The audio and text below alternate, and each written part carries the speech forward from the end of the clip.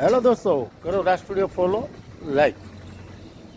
આજે એવી વાત કરવી છે કે જન્મ અને મૃત્યુ એ સદાય જન્મથી અને મૃત્યુ છે એ 100%ની વાત છે. પણ આજે અમારા વડિયાના અરવિંદભાઈ ઢોલરિયા કે જેઓના માતુશ્રી ખૂબ સ્વસ્થ, જેટલું જીવા એટલું ખૂબ સ્વસ્થ જીવા અને એટલી લોકચાહના વડિયા ગામમાં, નાનું એવું ગામ છે પણ એમાં પણ એ પરિવારની લોકચાહના અને ખૂબ સરસ, જેટલું જીવા એટલું સરસ જીવા.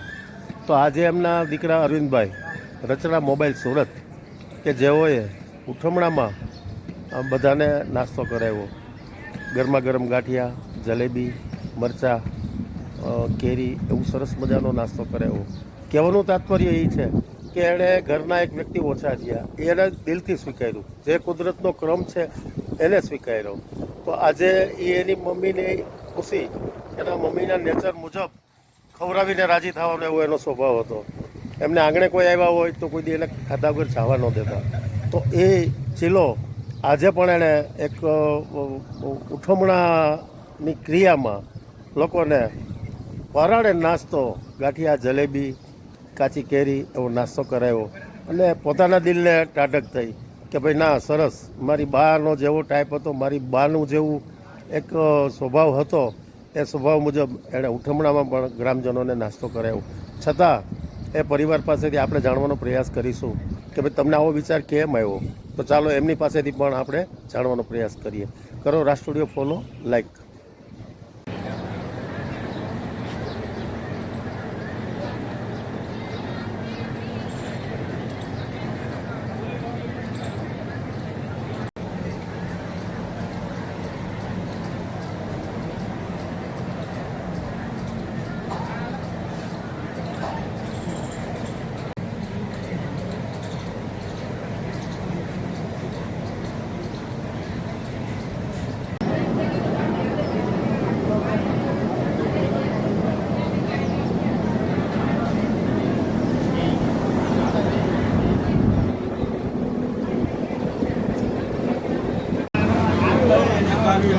ગાંઠિયા, જલેબી, મરચાં, કેરીનો સંભારો.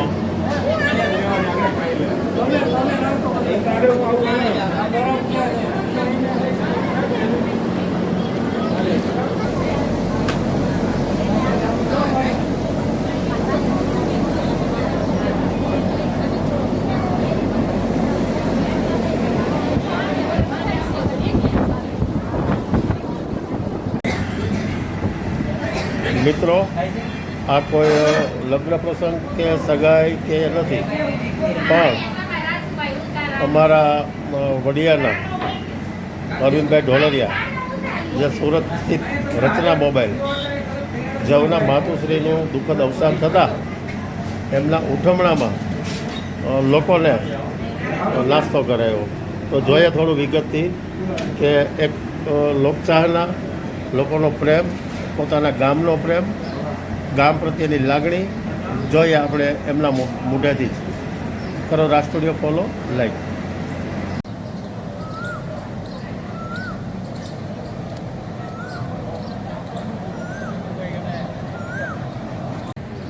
બેટા, તમે આજે એક તમારા દાદીમાનું ઉઠમણું છે અને તમને એવો વિચાર આવ્યો કે આ ઉઠમણામાં પણ અમારે લોકોને નાસ્તો કરાવવો છે, તેનું કારણ શું બેટા? અમારા દાદી જીવા ત્યાં સુધી ખૂબ તંદુરસ્ત હતા. અહીંયા વડિયામાં જેમનું જીવન આખું એણે ગુજારેલું છે ને જ્યાં સુધી જીવા ત્યાં સુધી ખૂબ જ તંદુરસ્ત હતા.